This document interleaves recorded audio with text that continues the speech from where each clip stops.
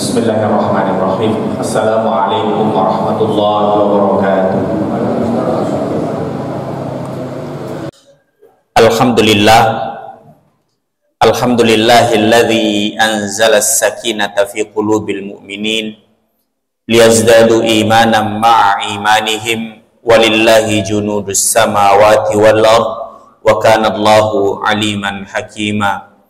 Asyhadu an la ilaha illallah wahdahu la syarikalah wa asyhadu anna Muhammadan abduhu wa rasuluh la nabiyya wa la rasula ba'dah.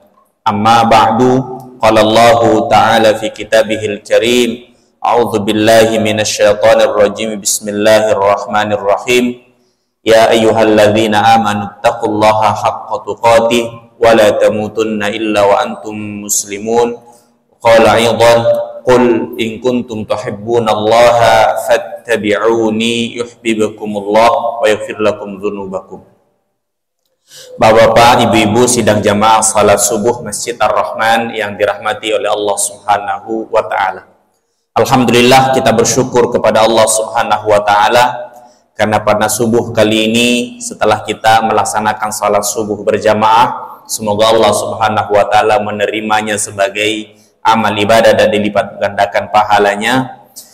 Kita juga ditakdirkan dipilih oleh Allah Subhanahu wa taala untuk duduk di dalam majelis ilmu sebaik-baik duduk. Semoga kita semuanya mendapatkan keutamaan daripada majelis ilmu ini.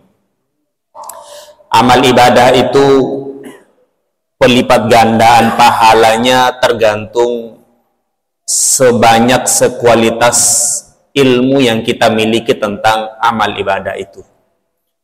Begitu juga di antara ciri orang beriman itu adalah diturunkan ke dalam hati-hati mereka as-sakinah, rasa tenang.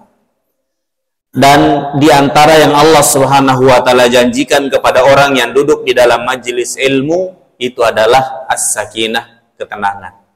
Maka jika kita sering-sering hadir di dalam majelis ilmu dan Allah Subhanahu wa taala menjanjikan as-sakinah, ketenangan terhadap orang yang duduk di dalam majelis ilmu, ketahuilah orang yang beriman itu Allah Subhanahu wa taala turunkan ke dalam hati-hati mereka rasa as-sakinah atau ketenangan. Semoga iman ini senantiasa ada di dalam dada kita semuanya, menemani kita sampai akhir usia kita semuanya. Amin amin ya rabbal alamin.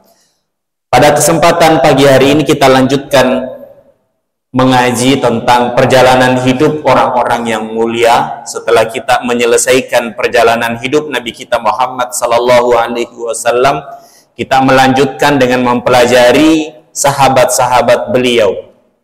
Kita sudah mempelajari sahabat mulia Abu Bakar As-Siddiq, manusia biasa yang kesempurnaannya susah untuk kemudian ditandingi, bahkan yang sezaman dengan beliau. Kita juga barusan menyelesaikan sahabat mulia yaitu Umar ibn al-Khattab radhiyallahu anhu, dan pada kesempatan ini mari kita lanjutkan membicarakan tentang sahabat yang ketiga yaitu Utsman bin Affan radhiyallahu anhu. Hadirin dirahmati Allah Subhanahu wa taala, sebelum kita membahas tentang Utsman bin Affan, ada kaidah yang perlu kita fahami bersama ketika membahas sahabat Nabi Sallallahu Alaihi Wasallam, bahwa sahabat ini manusia biasa yang tidak maksum, tidak dijaga oleh Allah Subhanahu wa taala dari melakukan perbuatan salah, melakukan perbuatan silaf. Bagaimana sikap kita terhadap riwayat-riwayat, terhadap cerita-cerita yang berbicara tentang sahabat Nabi Shallallahu Alaihi Wasallam, dan cerita itu adalah cerita tentang keburukan, cerita tentang pelanggaran terhadap perintah-perintah Allah Subhanahu wa taala. Maka ada beberapa hal yang perlu kita fahami ketika mendengarkan hal-hal yang mungkin tidak berkenan di dalam hati kita, padahal ini adalah sahabat mulia. Ada beberapa sikap. Yang pertama, yang Allah Subhanahu wa taala sampaikan dalam Quran surah Al-Hasyr ayat ke-10. Allah Subhanahu wa taala berfirman, "Walladzina ja'u min ba'dihim yaquluna rabbana ighfir lana wa li ikhwanina alladzina sabaquna bil iman wa la taj'al fi qulubina ghillan lil ladzina amanu rabbana innaka ra'ufur rahim." Dan orang-orang yang mereka datang setelah mereka ini adalah Muhajirin dan Ansar.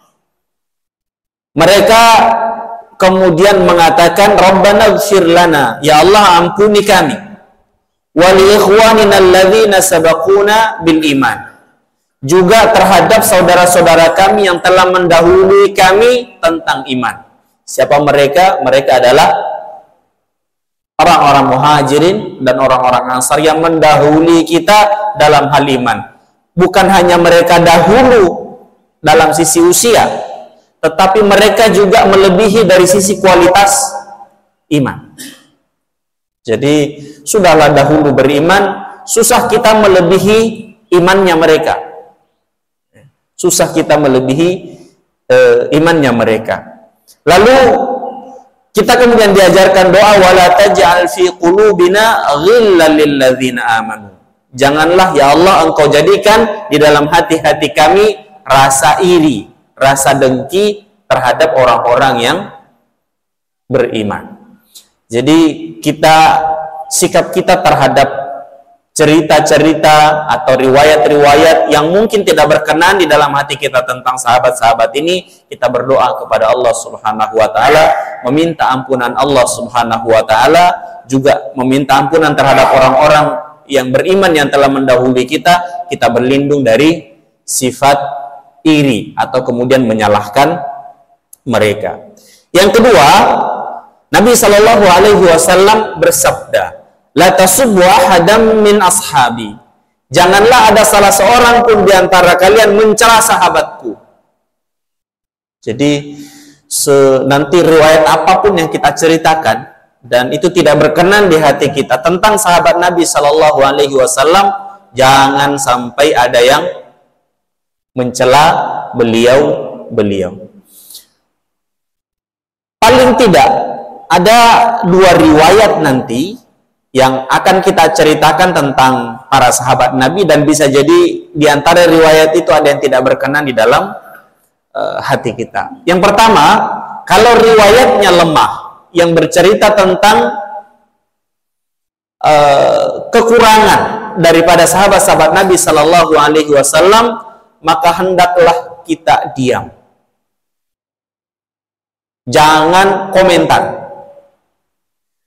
Jangan komentar. Ini kalau riwayatnya lemah. Bagaimana kalau riwayatnya sahih? Kalau riwayatnya sahih, maka kita diajarkan untuk mentakwil, mengambil ibrah daripada riwayat itu. Jadi kalau riwayatnya berkaitan dengan kelemahan, berkaitan dengan aib para sahabat itu, dan riwayatnya sahih, maka kemudian diambil pelajarannya, ditakwil, dicari-cari. Ya, minta kepada Allah Subhanahu wa taala, apa hikmah yang engkau inginkan dari diposisikannya sahabat ini pada posisi yang aib, pada posisi kekurangan. Ini kita bicarakan di awal karena mulai pada masa Utsman bin Affan dan setelahnya fitnah-fitnah itu sangat-sangat luar biasa, sehingga kita perlu prinsip ini. Yang pertama, kita berdoa semoga tidak ada rasa iri, semoga tidak ada rasa suudzon, prasangka buruk kepada para sahabat itu. Yang kedua, jangan mencela sahabat Nabi Shallallahu Alaihi Wasallam, itu perintah langsung daripada Nabi. Kalau riwayatnya lemah, no comment. Tapi kalau riwayatnya sahih, maka cari hikmah atau minta kepada Allah Subhanahu wa taala hikmah baik daripada pelajaran-pelajaran itu. Hadirin rahmatillah Allah Subhanahu wa taala, pada pertemuan kemarin kita sudah membahas sekilas awal-awal tentang Utsman bin Affan radhiyallahu anhu. Mari kita murojaah sejenak siapa Utsman bin Affan itu. Utsman bin Affan adalah sahabat Nabi Shallallahu Alaihi Wasallam yang secara nasab, secara keturunan sebenarnya masih keponakan Nabi. Secara keturunan masih keponakan Nabi Shallallahu Alaihi Wasallam. Utsman dari jalur ayah, ya, dari jalur ayah nanti akan sampai pada seorang Quraisy yang bernama Umayyah.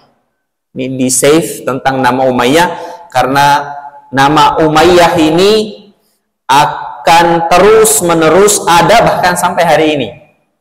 Nah, nama Umayyah ini, kalau kita berbicara tentang politik Arab sampai hari ini, maka diantara yang mewarnai ya politik Arab hari ini adalah keturunan daripada Umayyah. Nah, politik Umayyah ini bukan politik yang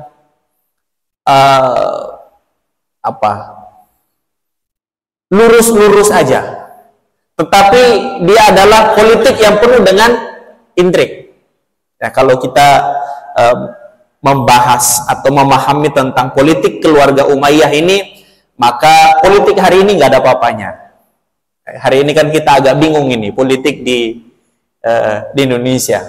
Ya, kemarin ini ternyata besok itu, hari ini itu, besok jadi ini semua kemudian tidak jelas. Yang kita anggap kawan ternyata lawan. Yang kemarin kita anggap lawan ternyata hari ini lawan. Kalau kita belajar banyak tentang politik, terutama seorang Quraisy yang bernama Umayyah, maka belum ada apa-apanya yang dilakukan oleh yang sedang berkuasa hari ini dan mungkin yang akan berkuasa pada 5 tahun yang akan datang. Ini dari sisi ayah. Dari sisi ayah, Utsman bin Affan bertemu dengan Nabi Shallallahu Alaihi Wasallam pada jalur Abdul Manaf. Abdul Manaf punya 2 anak, punya 2 anak, yaitu Hashim dan Abdul Syams. Abdul Syams nanti menurunkan Utsman bin Affan, Hashim menurunkan Nabi kita Muhammad Sallallahu Alaihi Wasallam. Yang lebih dekat lagi dengan Nabi Sallallahu Alaihi Wasallam adalah dari jalur ibu. Dari jalur ibunya Utsman bin Affan. Ibu Utsman itu namanya Arwa. Namanya Arwa. Neneknya Utsman namanya Bayda. Namanya Bayda. Bayda ini siapa? Bayda ini bapaknya namanya Abdul Muttalib. Kita sudah tahu Abdul Muttalib itu adalah kakek Nabi Sallallahu Alaihi Wasallam. Kakeknya Nabi Sallallahu Alaihi Wasallam. Berarti Bayda ini adalah bibinya Nabi Sallallahu Alaihi Wasallam. Sedangkan Arwa ini adalah sepupu Nabi SAW. Berarti Utsman ini adalah keponakan. Keponakan Nabi Sallallahu Alaihi Wasallam. Bahkan dalam satu riwayat, Bayda ini adalah saudara kembarnya Abdullah. Abdullah itu adalah bapaknya Nabi. Bapaknya Nabi. Sangat dekat dengan Nabi kita Muhammad Sallallahu Alaihi Wasallam. Ini dari jalur bapak dan jalur ibu sangat dekat. Bahkan dari jalur bapak juga sangat dekat karena dikatakan Hashim dan Abdul Syams itu saudara kembar. Hashim dan Abdul Syams itu sendiri adalah saudara kembar, sehingga turunan Utsman dan turunan Nabi SAW itu juga sangat dekat. Hanya saja kita tahu masuk Islamnya Utsman itu tidak mulus-mulus aja. Ya, masuk Islamnya Utsman itu dipenuhi dengan rasa segan, rasa malu. Jadi Utsman itu malu masuk Islam. Kenapa? Ada beban psikologis antara Nabi Shallallahu Alaihi Wasallam dengan keluarga besar Utsman. Kenapa? Ketika Affan, bapaknya Utsman ini meninggal, Arwah ini menikah lagi. Arwah ini menikah lagi. Menikah dengan siapa? Uqbah bin Abi Mu'ayth. Siapa Uqbah bin Abi Mu'ayth? Uqbah bin Abi Mu'ayth inilah yang ketika Nabi Shallallahu Alaihi Wasallam berdakwah pada awal, dialah yang paling keras permusuhannya kepada Nabi Shallallahu Alaihi Wasallam. Bahkan kalau masih ingat cerita yang meletakkan kotoran isi perut unta di punggung Nabi ketika Nabi sedang sholat, itu Uqbah bin Abi Mu'ayth. Nabi SAW mendoakan secara khusus Uqbah bin Abi Mu'ayth, dan matinya sangat-sangat luar biasa, dilaknat. Ya, matinya sangat tidak enak. Itu adalah bapak tiri daripada Utsman bin Affan. Sehingga kalau mau masuk Islam itu agak nggak enak. Ya, keluarga dekat tetapi ternyata memusuhi Nabi Muhammad Sallallahu Alaihi Wasallam. Karenanya kemudian Utsman itu masuk Islam bukan langsung karena jalur kekeluargaan, tapi karena jalur profesi. Jalur profesi. Karenanya jangan remehkan komunitas-komunitas profesi itu. Bisa jadi itu menjadi tempat dakwah bagi kita semuanya. Komunitas bikers, komunitas apa sajalah. Ya. Sekarang makin banyak keluarga-keluarga itu atau manusia-manusia hari ini lebih memilih komunitas daripada rumahnya sendiri. Ya, lebih betah berada di komunitasnya daripada di rumahnya sendiri. Utsman ini masuk Islam dari sisi kesamaan profesi. Affan itu adalah pedagang yang sangat luar biasa, yang kemampuan dagangnya menurun kepada anaknya, yaitu Utsman. Nah, komunitas dagang Utsman itu dipimpin oleh seorang yang bernama Abu Bakar As-Siddiq. Jadi ketua komunitasnya Utsman itu namanya Abu Bakar, dan Abu Bakar kemudian masuk Islam. Abu Bakar masuk Islam karena kedekatan inilah Utsman bin Affan kemudian masuk Islam melalui jalur Abu Bakar. Ya, melalui jalur Abu Bakar. Ini keislaman, nasab dan keislaman Utsman bin Affan radhiyallahu anhu. Beliau secara usia lebih muda 5 tahun daripada Nabi Shallallahu Alaihi Wasallam. Abu Bakar lebih muda 3 tahun, Utsman ini lebih muda 5 tahun daripada Nabi Shallallahu Alaihi Wasallam. Masuk Islam pada usia 35 tahun. Jadi awal-awal Islam ini didakwahkan, beliau sudah masuk Islam. Pada masa mudanya, pada masa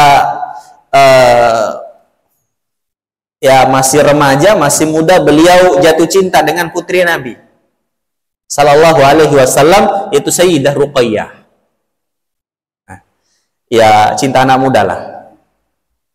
Bagaimanapun Nabi Sallallahu Alaihi Wasallam adalah seorang yang ketampanannya luar biasa, kemudian memiliki istri yang walaupun secara usia sudah 40 tahun, tetapi secara wajah masih 27 tahun.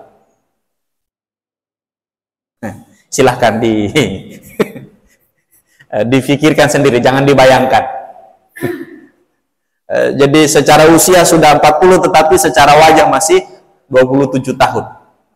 Awet muda.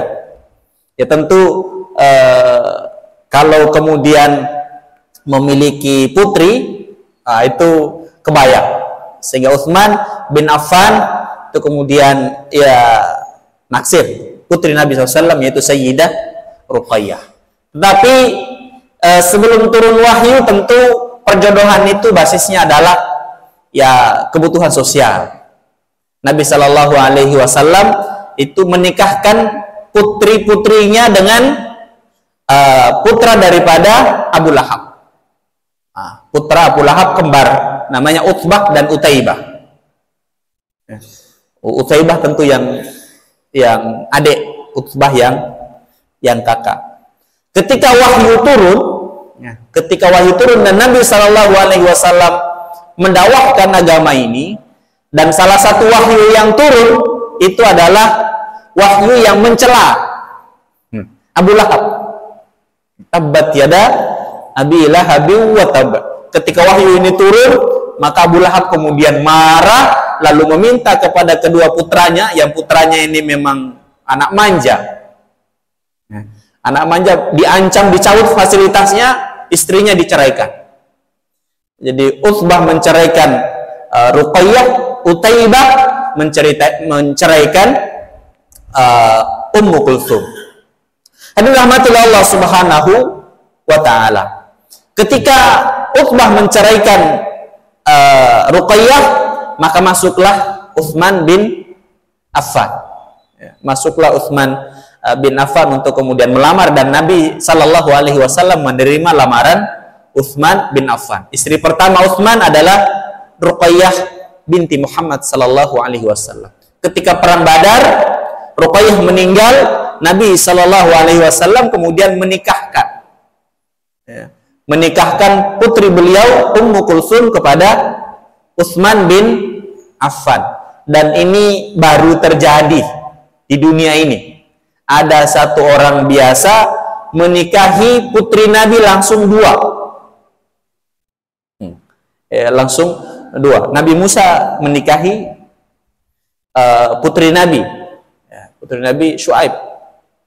Tapi satu aja, satu aja. Utsman ini menikahi dua. Ali menikahi putri Nabi, tapi hanya satu. Hanya satu. Utsman ini luar biasa kemuliaannya. Dua. Karena satu-satunya di dunia ini beliau mendapatkan gelar kemuliaan atas beliau memperistri dua putri Nabi dengan gelar Dzun-Nurain. Memiliki dua cahaya. Memiliki dua cahaya. Kita mungkin tidak mengenal putra-putri daripada Utsman bin Affan. Sebenarnya dari Ruqayyah punya putra yang bernama Abdullah. Lahir 3 tahun sebelum hijrah dan meninggal 3 tahun setelah hijrah, sehingga usianya hanya 6 tahun. Abdullah ini, sehingga Utsman itu juga memiliki kunyah, memiliki gelar Abu Abdillah. Abu Abdillah. Ada satu putra Utsman yang sangat terkenal yang bernama Aban. Aban bin Utsman bin Affan. Mungkin kita baru dengar juga, jarang. Seorang yang bernama Aban. Ada sahabat kami yang namanya mengambil ini. Namanya Gatot Manisya Aban. Ini Aban ini sahabat Nabi. Sahabat Nabi, putra Utsman. Apa kelebihan beliau? Beliau seorang ulama, beliau seorang ahli ilmu, bahkan beliau pernah menjabat sebagai gubernur Madinah 7 tahun. Gubernur Madinah, nggak tanggung-tanggung, 7 tahun. Bahkan beliau menjadi pengawal pribadi Ummul Mukminin Aisyah radhiyallahu anha. Kalau nanti kita bisa sampai di kisah Ummul Mukminin Aisyah radhiyallahu anha pada peristiwa perang Jamal, itu pengawal pribadinya adalah Aban bin Utsman bin Affan radhiyallahu anhu. Ketika Utsman wafat, itu masih hidup 3 istri. Ketika Utsman meninggal masih hidup 3 istri. Umar kita tahu istrinya jumlahnya 7. Abu Bakar lebih-lebih. Jadi kalau bapak punya istri cuma 1, ngikuti siapa? Ya, itu provokasinya. Kalau belajar kalau belajar sirah, memang kita tidak ikut mereka dalam bab itu. Ya, kita ikut mereka dalam bab yang lain. Hadirin rahmatillah Allah Subhanahu wa taala, itu istri dan anak daripada Utsman bin Affan radhiyallahu anhu. Postur Utsman bin Affan itu posturnya tidak tinggi, tidak pendek, tapi tidak juga seperti Nabi. Jadi Nabi Shallallahu Alaihi Wasallam itu tidak juga disebut pendek, tapi tidak juga disebut semampai. Jadi saking tingginya sampai bungkuk. Nabi SAW badannya tinggi, badannya tinggi, tetapi ya tidak tinggi yang ya nggak enak kalau dilihat, ya, tinggi proporsional. Utsman lebih pendek lagi, tampan. Ya kalau cocok dengan Sayyidah Ruqayyah dan Sayyidah Kulsum, ya seperti itulah tampannya Utsman bin Affan. Jadi di bawahnya, di atasnya sedikit Ali, ya, Ali bin Abi Thalib, walaupun sepupu Nabi SAW sangat dekat, tapi dari sisi tampan Ali paling bawah. Makanya dia malu jatuh cinta kepada Fatimah karena secara wajah kurang sekufu, secara wajah. Tapi Utsman ini seorang yang sangat-sangat tampan. Jenggotnya tebal, jenggotnya tebal, kulitnya coklat. Rambutnya juga termasuk rambut yang sangat tebal sekali. Utsman sejak muda itu sudah menjaga dirinya. Beliau tidak pernah minum khamar. Kalau Abu Bakar As-Siddiq itu tidak pernah ikut-ikutan menyembah berhala. Kalau Utsman ini sejak mudanya memang nggak pernah minum minuman khamar. Tidak pernah minuman khamar. Bahkan dikatakan beliau tidak pernah ikut tradisi zina. Tradisi zina padahal itu adalah tradisi yang dibolehkan. Bahkan ada di sekitar Ka'bah. Pada beliau masih jahiliyah, seperti itu kemudian kondisinya. Hadirin dirahmati Allah Subhanahu wa taala. Kelebihan atau kemuliaan Utsman bin Affan. Yang pertama, beliau adalah salah satu dari 4 khalifah Ar-Rasyidah. Nabi Shallallahu Alaihi Wasallam bersabda, wajib bagi kalian mengikuti sunnah-sunnahku. Dan ketika aku sudah meninggal, maka wajib kalian mengikuti sunnah al-khulafa'ur rasyidin. Jadi selain kemudian mengikuti Nabi Shallallahu Alaihi Wasallam, kita juga dianjurkan oleh Nabi untuk mengikuti sunnah-sunnah daripada khalifah-khalifah yang masuk dalam khalifah ar-rasyidah yang 4, atau dalam pendapat yang lain jumlahnya 5. Abu Bakar As-Siddiq, Umar bin Khattab radhiyallahu anhu, Utsman bin Affan, Ali bin Abi Thalib, dan Hasan. Ya, Hasan bin Ali bin Abi Thalib. Ini kemuliaan Utsman yang pertama. Beliau masuk ke dalam sahabat yang sunnah-sunnahnya atau perilakunya diperintahkan untuk dicontoh oleh orang yang setelahnya. Kemudian yang berikutnya, beliau termasuk salah satu dari 10 sahabat yang dijamin masuk surga. Ini kemuliaan Utsman bin Affan. Jadi 10. Bukan hanya masuk surganya lewat Khalifah Ar-Rasyidin. Nggak mungkin kita disuruh mengikuti terus dia masuk neraka. Itu sudah jaminan masuk surga. Yang kedua, dia disebutkan memang 10 sahabat Nabi masuk surga. Abu Bakar fil jannah, kata Nabi. Umar fil jannah, Utsman fil jannah, Ali fil jannah, Abdurrahman bin Auf fil jannah, Sa'ad bin Abi Waqqas fil jannah. 10 sahabat Nabi Shallallahu Alaihi Wasallam yang dijamin masuk surga. Beliau juga dijamin masuk surga dalam riwayat yang lain. Jadi bukan masuk dalam golongan 10. Jadi pernah Nabi Shallallahu Alaihi Wasallam duduk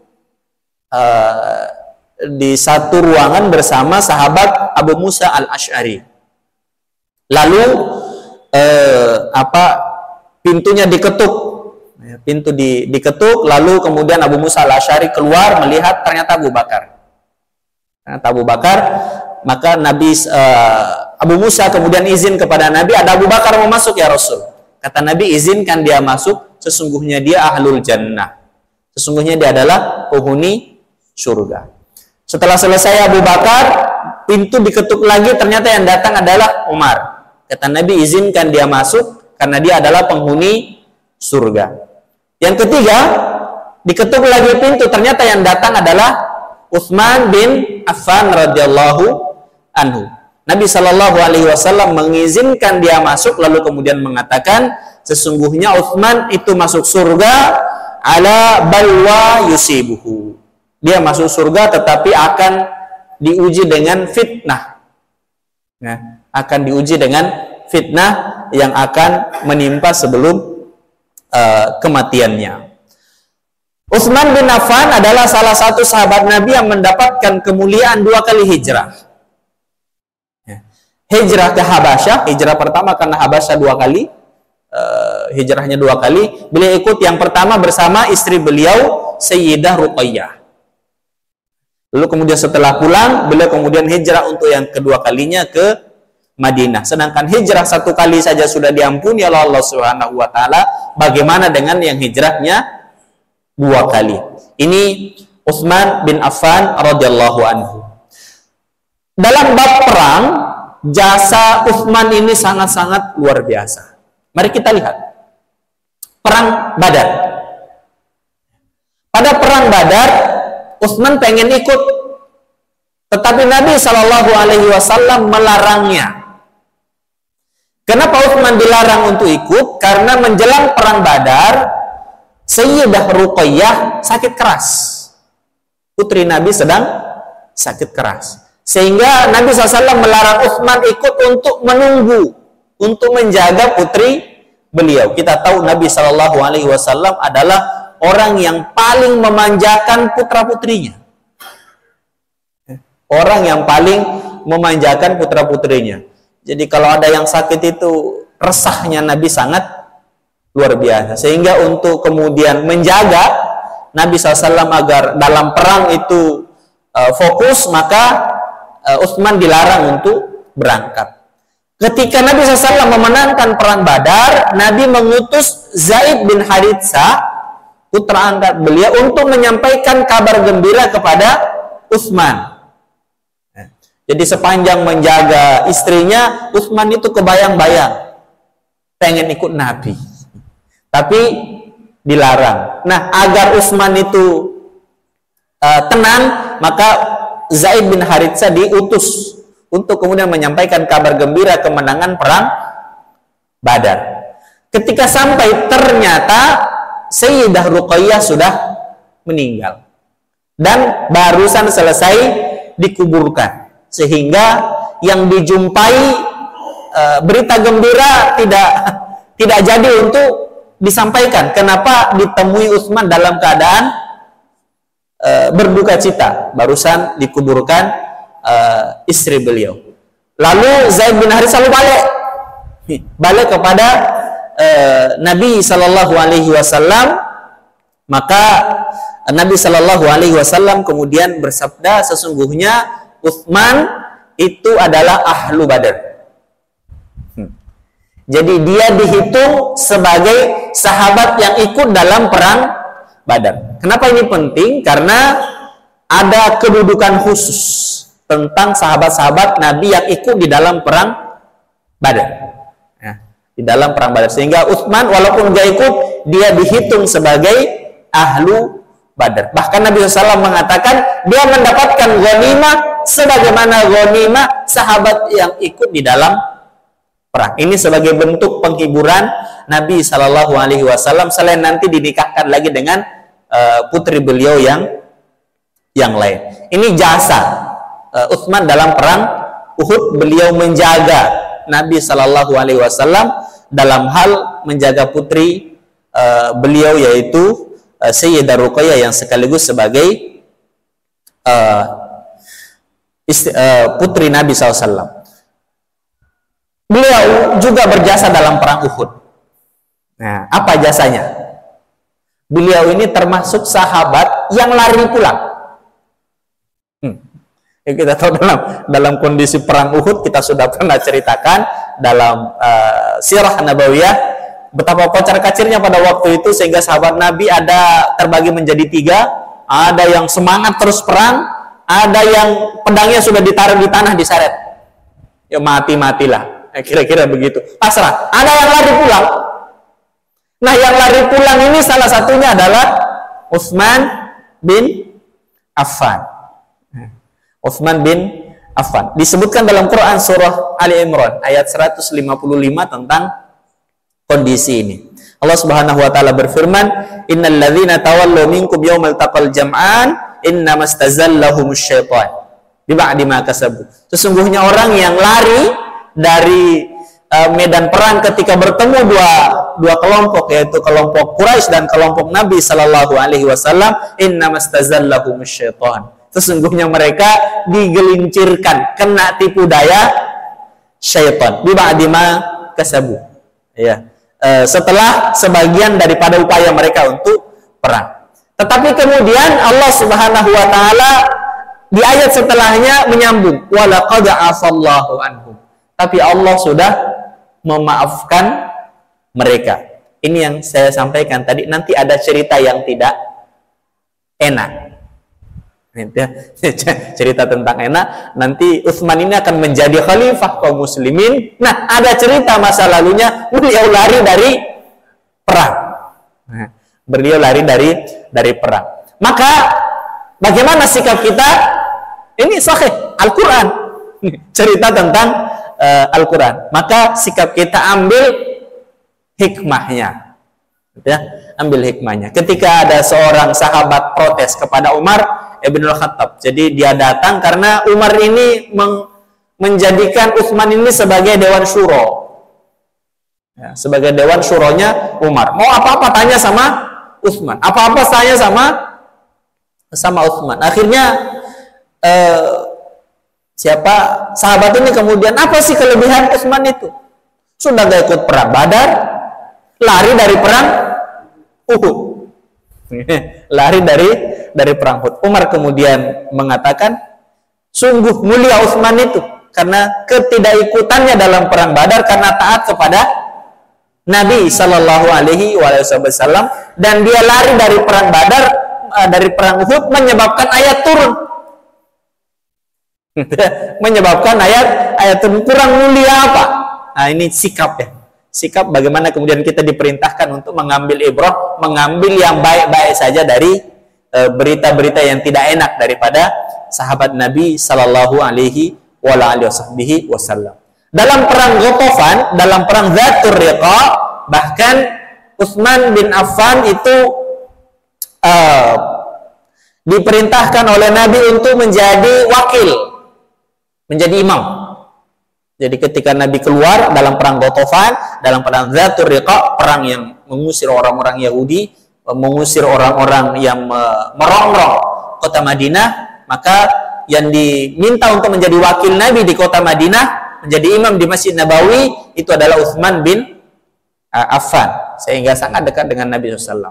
Dalam Sulhul Hudaybiyah, dalam perang Hudaybiyah, Utsman bin Affan posisinya sangat sentral. Kita tahu Utsman diutus oleh Nabi Shallallahu Alaihi Wasallam menjadi diplomat. Ya, Umar dilarang, tidak boleh kamu masuk. Kamu kalau ngomong kasar. Ya. Abu Bakar dilarang juga masuk oleh Nabi. Kamu terlalu lembek. Ya. Abu Bakar kan nggak enakan. Nggak enakan. Yang kemudian diterima oleh Quraisy sampai sekarang masih baik itu adalah Utsman bin Affan. Maka Utsman kemudian masuk, lalu kemudian melakukan proses diplomasi. Tetapi Utsman itu kalau ngomong itu A, dia mutar dulu Z, Y, baru sampai ke A. Dimutar dulu, sehingga lama. Karena lamanya proses diplomasi, muncul berita di pasukan Nabi bahwa Utsman dibunuh. Utsman dibunuh. Akhirnya Nabi SAW mengumpulkan seluruh pasukannya yang jumlahnya 1399. Ya, atau kita sebut 1398 karena ada satu orang munafik di dalam Sulhul Hudaybiyah, menurunkan mereka lalu kemudian mengatakan Utsman dibunuh. Saya mau mengambil baiat kepada kalian. Siapa yang mengambil baiat kepada saya pada hari ini, maka ya, dia dijamin masuk surga. Dalam Quran surah Al-Fatih ya, Allah Subhanahu wa taala berfirman, laqad radhiyallahu 'anil mu'minin. Sesungguhnya Allah Subhanahu wa taala telah memberikan ridho kepada orang-orang beriman, alladzina yubayyi'unaka tahtas syajarah. Orang yang berbaiat kepadamu di bawah pohon. Nah, Utsman baiat itu terjadi, 1.300 sahabat dijamin masuk surga gara-gara siapa? Gara-gara Utsman. Nah, alasan ketiga seorang sahabat Nabi protes kepada Umar, selain Utsman itu tidak ikut perang Badar, lari dari perang Uhud, dia tidak ikut di dalam Baiatur Ridwan. Jadi dari 1.400 yang berangkat ke Sulhul Hudaybiyah, ada 1.300-an yang baiat kepada Nabi dan dijamin masuk surga.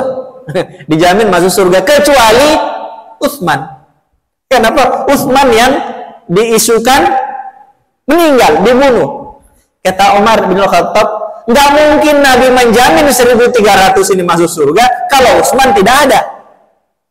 Ya, kalau Utsman tidak ada, sehingga dalam baiat Ridwan itu Nabi SAW selain mengeluarkan tangan kanannya untuk dipegang oleh semua sahabat untuk berbaiat, Nabi kemudian menutup dengan tangan kiri. Ini tangannya Utsman. Ini tangannya Utsman. Ini kata Nabi SAW. Itu kontribusi Utsman bin Affan. Ketika Fathu Makkah terjadi, Utsman melindungi seorang sahabat Nabi yang bernama Abdullah bin Sa'ad bin Abi Sarah. Saya juga sudah pernah menceritakan ini dalam perang, insya Allah sudah lupa. Bahwa ada beberapa orang yang DPO. Rasulullah mengatakan, kalau ketemu dengan ini bunuh, walaupun dia pegangan di Ka'bah. Padahal Nabi SAW mengatakan, siapa yang berlindung di Ka'bah selamat, kecuali 4 orang ini, kata Nabi SAW. Salah satunya adalah Abdullah bin Sa'ad bin Abi Sarah.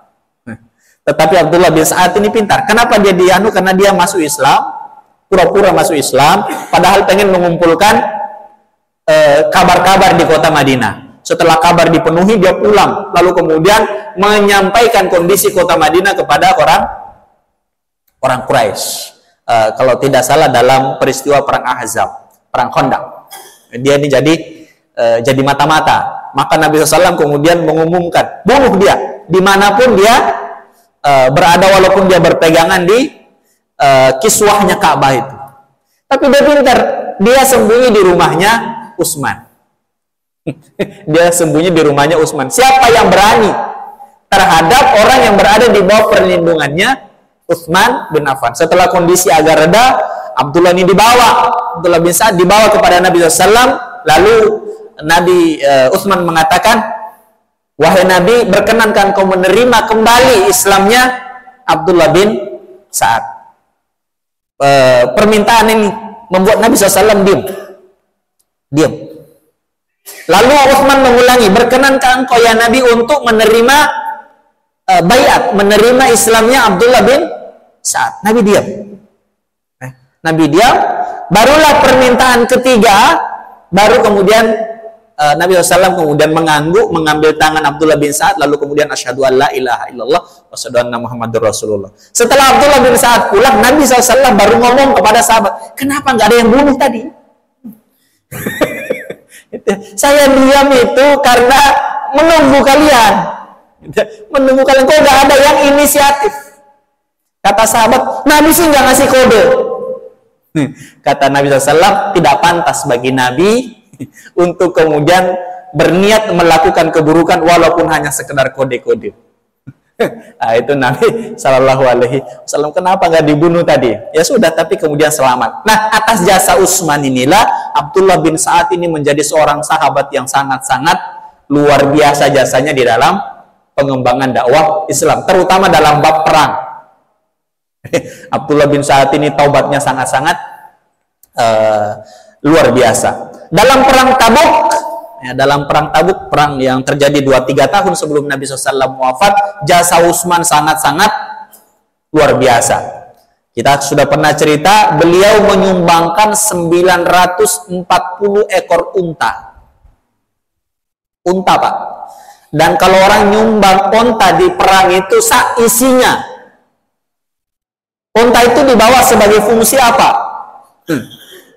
Ya, bahan makanan.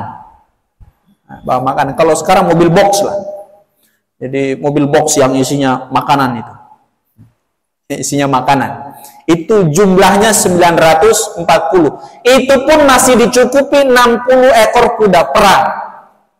Nah, kalau yang disumbang adalah kuda perang, maka itu sudah sah alat-alatnya. Sudah ada baju perangnya, pedangnya minimal 9. Jadi, kalau perang itu, anunya bukan satu. Kita ini kalau kerja bakti, sudah datang nggak bawa nggak bawa alat, kalaupun bawa alat satu, itu pun pisau dapur. Ini apa namanya? Ketika sudah nyumbang 1000 ekor unta, 940 yang dicukupi dengan 60 ekor kuda, Nabi SAW masih ngomong kepada para sahabat, ayo anfik fisabilillah, infak. Kata Utsman, masih nggak cukup. Masih nggak cukup. Pulang, gitu ya. Pulang. Nggak biasanya Utsman ngangkat gamis. Nggak biasanya. Utsman ini seorang yang sangat pemalu. Dia angkat gamisnya, pulang, dia bilang kepada istri-istrinya, kumpulkan emas. Emas dikumpulkan, ditaruh di apa namanya, di gamisnya itu. Diangkat gamis kemudian ditaruh. Dibawa kepada Nabi Shallallahu Alaihi Wasallam. 1000 keping dinar. Nah, 1000 keping dinar emas itu kalau dikilokan 4,8 kilo. Nah, itu ditaruh di sarung itu, Pak. Langsung kemudian ditumpah di hadapan Nabi SAW. Ini Nabi kurangnya. Baru Nabi SAW bersabda, ma dharra Utsmana ma amila ba'dal yaum. Setelah ini tidak ada lagi hal buruk yang menimpa Utsman, apapun yang akan dia lakukan. Jadi mau salah, mau benar yang dilakukan oleh Utsman itu tidak ada mudaratnya. Nah, tidak ada mudaratnya. Ini kemuliaan daripada Utsman bin Affan radhiyallahu anhu. Yang terakhir, Utsman ini pemalu.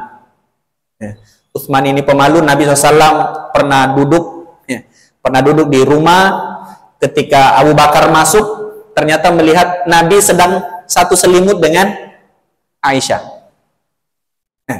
Ya, suami istri satu selimut, kita tahulah.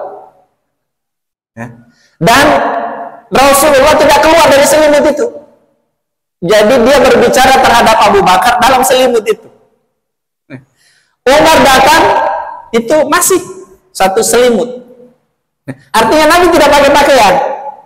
Tidak pakai pakaian yang biasa. Ya, pakaiannya pakaian aurat antara suami dan istri. Tapi ketika Utsman datang, Nabi SAW mengatakan, Aisyah minggir. Aisyah minggir, saya mau pakai pakaian. Kata Aisyah, kenapa? Aku malu sama Utsman. Aku malu sama Utsman. Pernah Nabi SAW mandi di pemandian umum. Mandi umum, Nabi ngangkat ngangkat pakaian bawah sampai kelihatan paha. Kelihatan paha. Abu Bakar masuk, Nabi tidak menutup. Nabi tidak menutup. Umar masuk, Nabi juga tidak menutup. Tapi ketika Utsman masuk, Nabi langsung buru-buru kemudian menutup bajunya, lalu kemudian berdiri, dilihat oleh Aisyah. Setelah Utsman pulang, Aisyah nanya sama Nabi, kenapa begitu ya Rasulullah? Kata Nabi, malaikat aja malu sama dia, masa saya nggak punya malu? Sehingga nanti setelah ini pada pertemuan berikutnya kita akan membicarakan banyak tentang berita-berita tentang kekurangan Utsman. Kalau nanti mendengarkan berita tentang kekurangan Utsman, ingat aja pelajaran hari ini.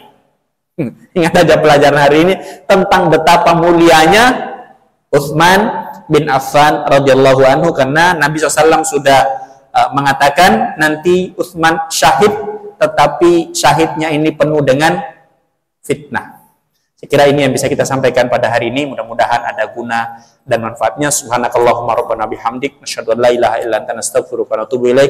Allahumma anfa'na bima 'allamtana wa 'allimna ma yanfa'una wa na'udzubika min 'ilmin la yanfa'u qulubi la yakhsha. Allahumma inna nas'aluka 'ilman nafi'a wa amalan mutaqabbala wa rizqan thayyiba. Allahumma inna nas'aluka ridhaka wal jannah wa na'udzubika min sakhatika wan nar. Allahumma ja'al jam'ana hadza jam'an marhuman wa tafarruqana min ba'di tafarruqan ma'suman.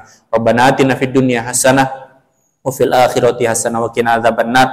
Wa sallallahu ala nabiyyina Muhammadin wa alihi washabbihi wasallim. Walhamdulillahirabbil alamin. Wassalamu alaikum warahmatullahi wabarakatuh.